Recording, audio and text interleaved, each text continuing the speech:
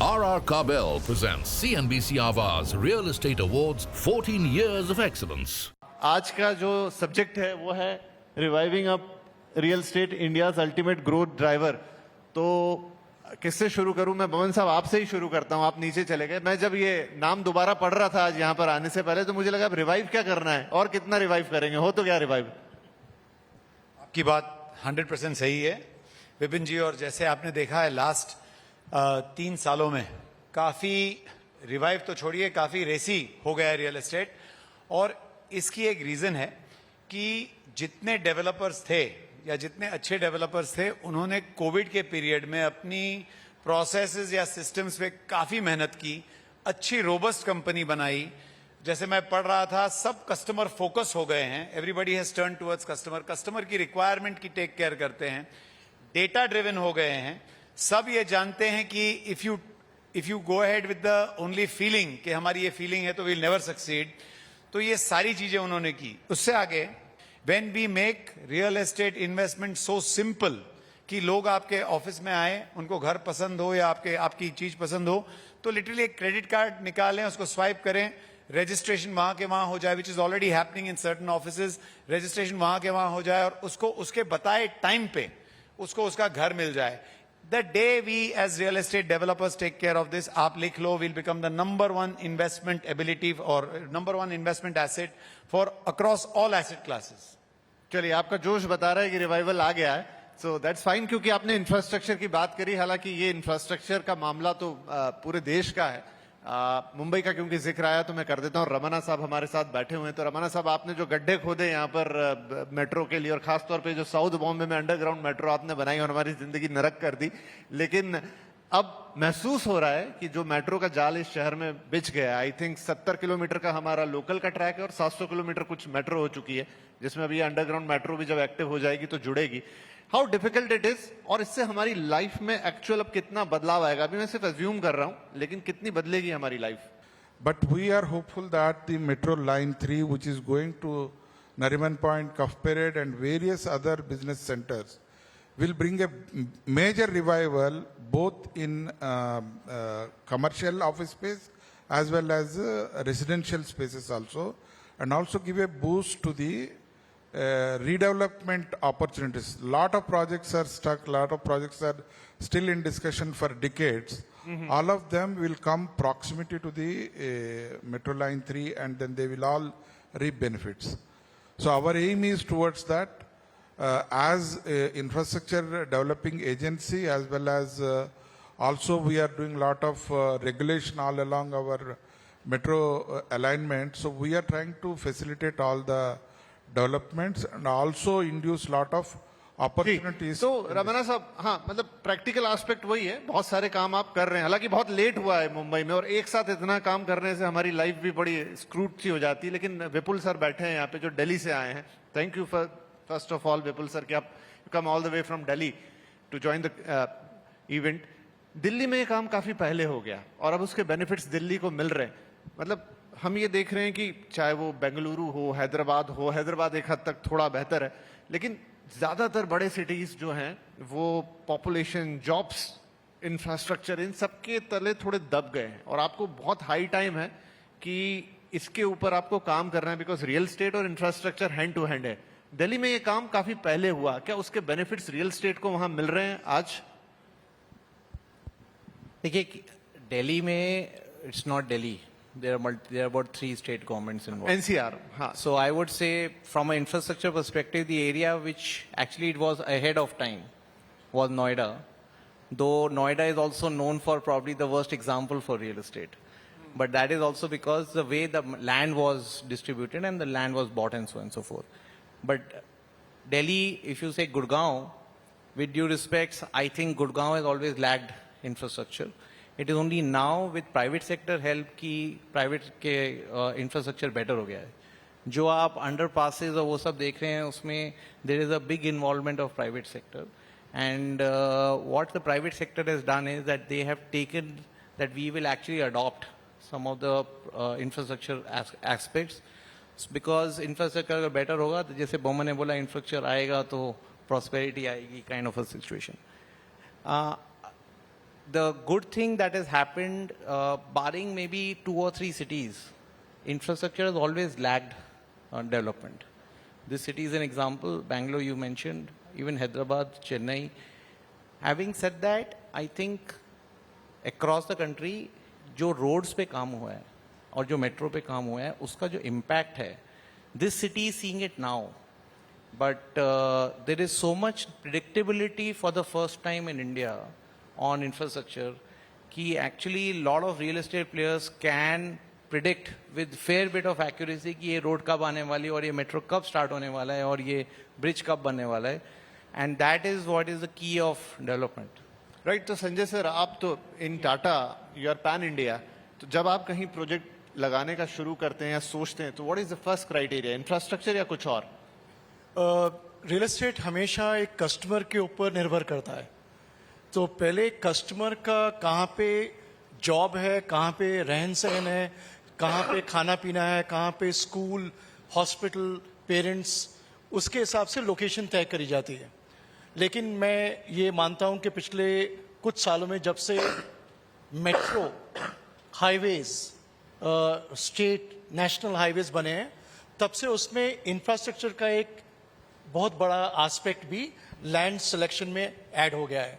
तो ये सब फिर उसके बाद में, क्योंकि हम डेवलपर्स हैं, हमें फिजिबिलिटी और वायबिलिटी देखनी पड़ती है, तो कहाँ पे हमको ज़्यादा पैसा मिलेगा हम वो करते हैं. मेरा मानना है which will be slightly contradictory, Bowman, it's very interesting.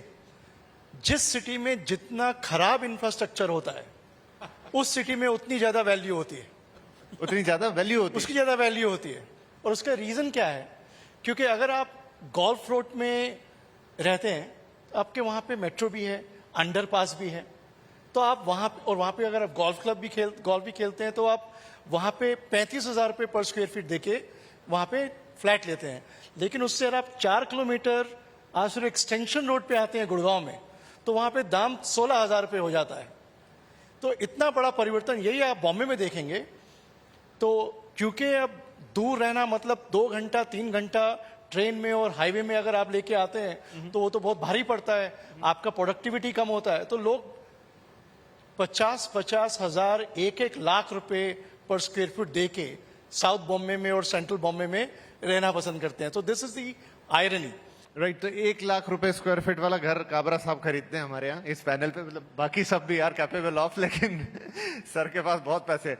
तो जो संजय जी बात बोल रहे हैं, तो देखिए एक लेवल पे तो बात ठीक है कि जो इनकन्वीनियंस होती है वो दाम को बढ़ा देती है, लेकिन वही कोशिश हो रही है कि आप सिटीज को थोड़ा लिवेबल बनाएं, वहां पर इंफ्रास्ट्रक्चर पे काम करें और तमाम चीजें करें.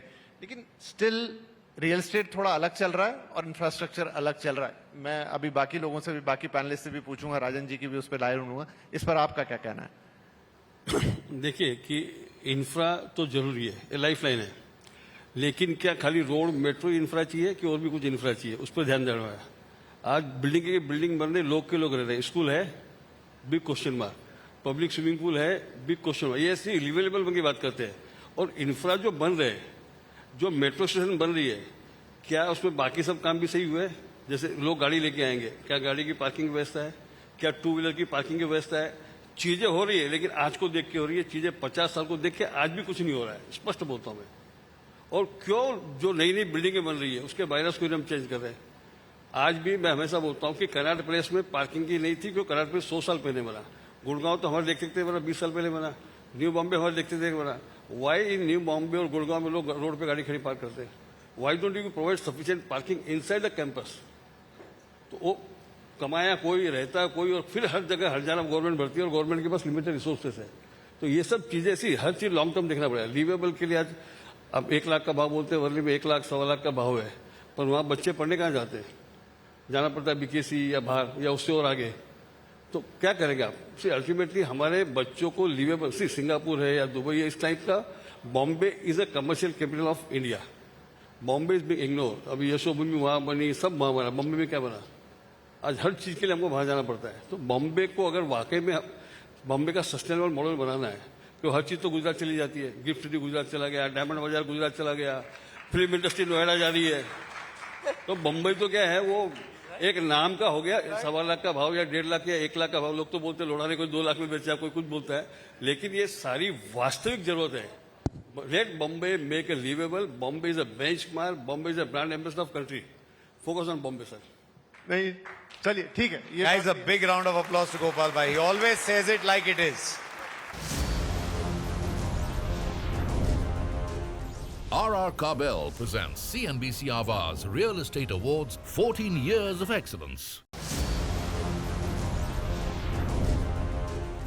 RR Kabel presents CNBC Awaaz Real Estate Awards 14 Years of Excellence. अब प्रदीप जी बैठे हैं हमारे यहाँ, वैसे वो अफोर्डेबल में भी लग्जरी बना रहे हो, लग्जरी तो बना ही रहे, उनसे भी बात करेंगे आगे। राजन साहब, तो थोड़ा बॉम्बे तो एक पर्सपेक्टिव है, देखिए बॉम्बे ना अपने आप में एक बिल्कुल निराली जगह है, तो उसकी तुलना तो रेस्ट ऑफ द इंडिया से हम नहीं करते, लेकिन चूंकि आप क्रेडाई को, आप नेरेडको को रिप्रेजेंट करते हैं, तो अगर रेस्ट ऑफ इंडिया हम देखें तो रियल एस्टेट अब ऐसी जगह पे आके खड़ा हो गया है जहां पर एक उसे बायर वाली बात नहीं होगी कि मुझे अपना घर चाहिए और एक मैं घर ले लूं। जो हम कह रहे हैं ग्रोथ ड्राइवर वाली बात, वो भी बातें ठीक है कि इतनी इंडस्ट्री को रोजगार देता, वो सब भी ठीक है, लेकिन एक देश बन रहा है, धरती के ऊपर आप लोग मकान खड़े कर रहे हैं, उगा रहे हैं, उस लिहाज से अब बियॉन्ड जस्ट सेल्स नंबर्स, या संजय जी कह रहे थे कि हम जहां बेचते हैं हमारा तो वहां देखते हैं कि कहां पे बिकेगा घर, लेकिन बियॉन्ड दैट हम क्या कर रहे हैं रियल एस्टेट के साथ? सर सबसे पहले शुक्रिया हमको पैनल पे बुलाने के लिए। सर मैं भी थोड़ा, जैसे काबरा जी बोले, वैसे मेरा भी थिंकिंग अलग है। अनफॉर्चुनेटली अपन जो सिटी डेवलप्ड है ना, उसके इर्द गिर्द ही सिटी बस रही है, जो एक्चुअली सच में गलत है। Developing and thinking about a real new city is very very very very important sir.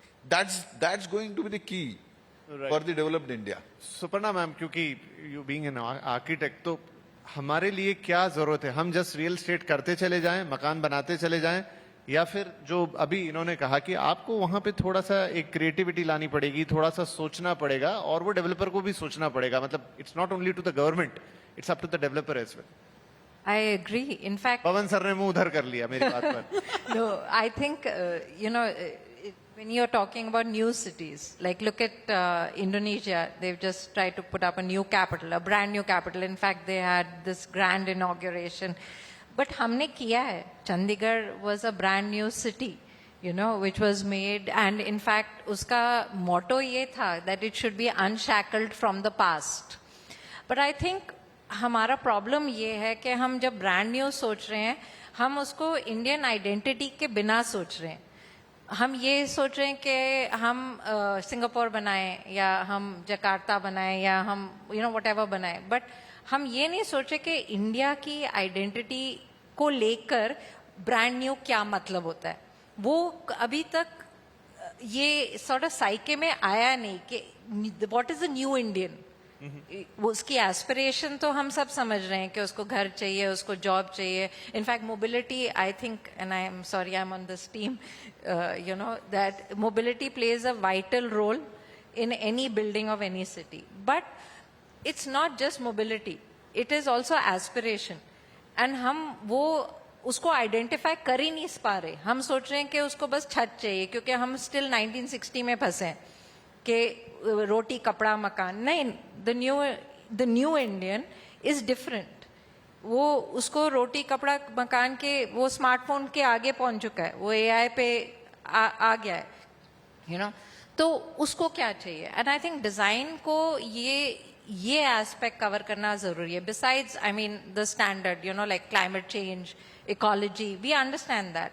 थोड़ा फोकस वापस से रियल एस्टेट पे शिफ्ट करते हैं। तो recently I think all of you know, JLL का ट्रांसपेरेंसी रिपोर्ट आया, and it's a very good thing, and I think इस पे तालियां बजनी चाहिए कि इंडिया अब सेमी ट्रांसपेरेंट से ट्रांसपेरेंट हो गया है in terms of real estate. मतलब हमारी प्रैक्टिसेस बेहतर हो गए, and thanks to Gautam sir, क्योंकि उसमें जो एक one of the major criteria है उसमें रेगुलेशंस हैं और रेरा उसके लिए। तो गौतम सर के लिए भी एक बार ढेर सारी तालियां। देश में रेरा का जो उद्भव है, हम मानते हैं कि महारेरा को सब फॉलो करते हैं, गौतम सर ने उसको खड़ा किया। तो बमन साहब, इस पे अगेन अब हम सेमी ट्रांसपेरेंट से ट्रांसपेरेंट हो गए हैं। इसका मतलब यह है कि अब बाहर से बहुत सारे फंड्स इंडिया में फ्लो करेंगे। वो इस रिपोर्ट्स को देखते हैं और ऐसी चीजों को करते हैं। हुआ क्या हमारे यहाँ, क्या चेंज हुआ है? देखिए पहले तो जस्ट वेरी क्विकली रिवाइव जो हो रहा है ना वो काफी जोर जोर से हो रहा है. आज आपको मैं 2-3 आने वाले प्रॉब्लम बता देता हूं अभी से. एक तो लेबर की शॉर्टेज बहुत होने वाली है. We better move towards mechanisation या तो फिर लेबर ट्रेनिंग जो I think we carry out on all our sites nowadays. But इसमें भी एक गवर्नमेंट का बहुत बड़ा जोर रहना चाहिए और जितना हम लेबर सेस जमा करते हैं उसका पैसा should get utilised again for 2 things. Mumbai में आप इनको एक हाउसिंग दो जो हमारे घर बनाते हैं. आई एम सॉरी टू से आप लोग जाके उनके घर देखेंगे तो आपके आंखों में आंसू आएगा.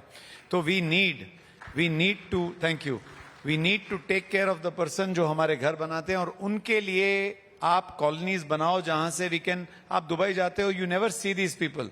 उनको जाके बसेस उठा के लेके आते they work all day they go back. घर है उनका एक अच्छा सा. So that is number 1. That's going to be a problem. Number 2 जो एक बहुत बड़ी तकलीफ आने वाली है और जो दिल्ली से मेरे फ्रेंड्स हैं एनसीआर रीजन से हैं वो बताएंगे कि सस्टेनेबल डेवलपमेंट की तरफ अगर हमने भाग नहीं की means we don't run towards it right now. आप सब लिख के ले लो. The government will always have a very quick I like to call it a knee jerk but there is no other way they can do it. A knee jerk reaction जिससे एक दिन आएगा वो एक दिन बोल देंगे कि कल से फ्रॉम टुमारो आपको ये सारी चीजें करनी है. Then again developers start scrambling around. Forget foreign funds. There is plenty of money. What one needs to do as a good developer is work towards sustainable development. क्योंकि अगर sustainable development बनेगा, and Gopal ji मैं आपको एक जवाब देता हूं. Everything I cannot look at the government. तो आपने swimming pools की बात की. आप देखेंगे तो responsible good developers are providing large size pools in every complex. आप देखेंगे तो gated communities are providing walking tracks for seniors and for play areas for young children. तो ये सारी चीजें क्या है? Available है. How a developer uses it and what he creates. Breakfast में क्या खाया sir? You are full on fire. खैर बहुत इंपॉर्टेंट पॉइंट उठाया. उसमें सस्टेनेबिलिटी भी एक पॉइंट है. चूंकि मैंने बात की थी transparency report of foreign funds की तो विपुल साहब आप बैठे. अभी रियल एस्टेट में एक समय बात होती थी कि पैसा नहीं है, लिक्विडिटी की कमी है. Is the problem solve now? अब सब ठीक है या अभी हमें फॉरेन फंड्स चाहिए? देखिए जो स्टॉक मार्केट है उसके पर्सपेक्टिव से बात करते हैं. आज स्टॉक मार्केट में वो ये बोलते हैं कि जो FIIs का इन्वॉल्वमेंट था और जो उनके ऊपर रिलायंस थी वो खत्म हो चुकी है क्योंकि domestic investor is become very big. Same चीज रियल एस्टेट में हो रही है. आज सब लोग SIP की बात करते हैं कि 20 से 22 हजार करोड़ रुपए महीने का SIP आ रहा है. आपको पता है रियल एस्टेट में हर महीने कितना पैसा खर्च हो रहा है? करीब 60 से 70 हजार crore per month is going from the retail buyer in real estate. That is 3 times what is committed money to SIP equity market. Now as Baman mentioned, that guy is not being properly taken care. देखिए आज market cycle के हिसाब से चलता है. Today cycle is good. Now वो obviously everybody will debate cycle 3 साल का है, 5 साल का है, 8 साल का है. वो इशू नहीं है. इशू ये है इट इज नॉट ओनली कि जो वर्कर जो आपका घर बना रहा है उसको घर क्या देंगे. I think the bigger issue in the cities today is कि जो middle class आदमी है who is earning between 50,000 rupees to 1 lakh rupees a month. जो एक पोस्ट ग्रेजुएट है वो काम कर रहा है, उसकी बीवी काम कर रही है and they are both making a honest living which is probably 90% of the employees of everybody sitting here. It is very easy to sit on the dais and talk about supply of money, foreign fund, sustainability, ये सब चीजें ठीक है. लेकिन जब मेरे पास rent post COVID about $15 trillion have been printed by different economies. Asset inflation दुनिया में हुआ है. सिर्फ रियल एस्टेट प्राइस इंडिया में नहीं बढ़ी है, दुनिया में रियल एस्टेट प्राइसेस बढ़ी हैं. Asset inflation has been significantly more than wage inflation. Income कम लेवल पे बढ़ी है, एसेट की प्राइस ज्यादा बढ़ी है. तो सिंपल बात क्या है, जो पहले जिसके पास ओनरशिप था कि मेरे पिताजी ने मुझे घर दे दिया, मेरा खानदान था या उन्होंने ये हो गया तो मेरी वैल्यू बढ़ गई. अगर मैं यंग हूं और मैं इनकम के हिसाब से अपना घर खरीदने की कोशिश कर रहा हूं, today I am priced out. Now the only solution of this is to increase supply. It is not to tell the developer कि आप प्राइस कम करो. You have to increase supply and to increase supply answer is infrastructure. Rajan साहब मैं आपसे कह रहा हूं कि इस समय हमारा रियल एस्टेट बहुत अच्छा कर रहा है, बढ़िया बात है. लेकिन अगर उसे हम नंबर वाइज देखें तो जिस अफोर्डेबल सेगमेंट की हम बात करते थे कुछ 3-4 साल पहले या 5 साल पहले बड़ा उभर के आया था, वो थोड़ा पीछे निकल गया कहीं। सारा लग्जरी और इस तरह की चीजें बिक रही, विच इज नॉट बैड, जिसको जो खरीदना है वो खरीदेगा। लेकिन मेजॉरिटी ऑफ पॉपुलेशन अभी भी वो है जिसको 50 से 30 लाख का घर चाहिए। मैं अकेले बॉम्बे की बात नहीं कर रहा हूं। उसके लिए सप्लाई है नहीं है, विपुल सर थोड़ा और बताएंगे उस पर, लेकिन पहले आपका जवाब। सर इट्स बैड, आप बोलते हैं ना नॉट बैड, नहीं it's bad. I will tell you why. Because अगर 100 लोग मकान खरीद रहे हैं ना, 70 के ऊपर लोग हैं ना वो अफोर्डेबल मकान ही चाहते हैं। आज आप समझो, अगर ये लोग अफोर्डेबल में नहीं रह सकते एंड पोस्ट कोरोना रेंट्स वगैरह इतना बढ़ गए हैं ना, इट इज बिकमिंग अनअफोर्डेबल। आज आप बोलते हो कि अभी एग्जाम्पल, हालांकि हाईकोर्ट में मैटर चल रहा है इसलिए इसके बारे में ज्यादा बहस करना बेकार है। स्लम के बारे में सब 1995 में स्लम आया था, तब बोले थे कि 20 साल में बंबई स्लम फ्री हो जाएगी। मेरे को लगता है कितनी गुना बढ़ गई है इतने लोगों को रीहाउस करने के बाद। सर इसमें सबसे बड़ा प्रॉब्लम है सरकार। आज सबसे बड़ी हमारी जो पार्टनर है ना वो सरकार है। सर आज अगर आप सोचो, आप किसी भी, ये बमन जी ने बोला अभी कि बाजू के बिल्डिंग को 25 से 50% दाम ज्यादा मिलता है, एक आध बिल्डिंग को मिलता होगा, लेकिन 5 से 10% के ऊपर किसी को नहीं मिलता है, बारिंग 1 और 2 ब्रांड्स छोड़ेंगे तो ओवरऑल। क्योंकि आज सप्लाई इतनी ज्यादा हो गई है कि customer, thanks to once again RERA and social media, इतना इंटेलिजेंट हुआ है कि वो जाकर वो मकान खरीदने के पहले हर एक जगह पर चेक दे के आता है, इनकैश वहां पे करता है जहां उसको बेस्ट प्राइस मिलती है। आप समझो, and he is right, I am not telling he is wrong, because why he should see previous days क्या था। Second thing I would like to, one more thing, कि आज ये डिमोनेटाइजेशन बोलो, रेरा बोलो, और ये जितना भी फंडिंग आ गया, thanks to Vipul and this team, because once upon a time olden days हमको बैंक, हमको तो छोड़ो, मकान लेने वाले को लोन नहीं देते थे, डेवलपर को तो बहुत लंबे की बात है। और आज क्या हो गया कि ये लोग आने से हमको सिस्टम्स में आना ही पड़ रहा है। हम कुछ गलत चाह कर भी हम नहीं कर सकते हो। रेरा बोलो, बैंकिंग बोलो, सोशल मीडिया बोलो, कस्टमर भी इतना एक्टिव हो गया है कि वो हर, हम लोग जो फोटोज हमने अपलोड नहीं किया तो वो अपलोड करता है कि सोशल मीडिया में आपके 15 दिन से आपके साइड पे कुछ काम नहीं हुआ है। ये हालत है। तो इसके लिए सरकार ने भी सोचना चाहिए। और डेवलपर अनफॉर्चुनेटली हर जगह पिसते जाता है। लोगों को लगता है कि सारे डेवलपर ने पैसे बनाए। आप लिस्ट निकाल कर देखो, 10 साल पहले जितने डेवलपर है, मुझे नहीं लगता है कि उसमें कोई डेवलपर अब बचा है। जो पहले 10 साल के पहले जितने भी आप बोल रहे थे कि पहले 25 डेवलपर है, शायद ही उसमें से 5 डेवलपर बचे होंगे, नए 15 आए। लेकिन अगर जुने लोग नहीं कंटिन्यू कर रहे तो it's really point two think. Last सवाल काबरा जी मैं आपसे लूंगा, ऑल इनकम्पासिंग, कि जब समय अच्छा चलता है तो सब अच्छा लगता है, वो भी रियल एस्टेट के साथ है। कुछ चीजें से आंखें मूंद जाती हैं, ऐसी कोई चीजें हैं जिन पे ध्यान देना जरूरी है, जिससे हमारा ध्यान हट गया हो क्योंकि सब अच्छा है? देखिए आजकल तो लोग बहुत होशियार होकर ध्यान सब देते हैं, क्योंकि जो देने वाला वो भी ध्यान देने लग गया, इसलिए लेने वाले को ध्यान देने की कम जरूरत है। पहले एक अलग बात थी। Very really happy to tell you, बस लास्ट 15 साल में जिस ढंग से, क्योंकि ये मैं हमेशा सीएनबीसी के प्लेटफॉर्म से बोलता था, become organise player, otherwise organise player. तो एक अच्छी चीज है कि समझ में आ गया कॉर्पोरेट ब्रांडिंग का मतलब क्या होता है, कॉर्पोरेट क्वालिटी का मतलब क्या होता है। तब धीरे धीरे अपने भी सब दोस्त लोग एक एक सब कॉर्पोरेट हो गए हैं, तो things are better. RR Kabel presents CNBC Awaaz Real Estate Awards 14 Years of Excellence.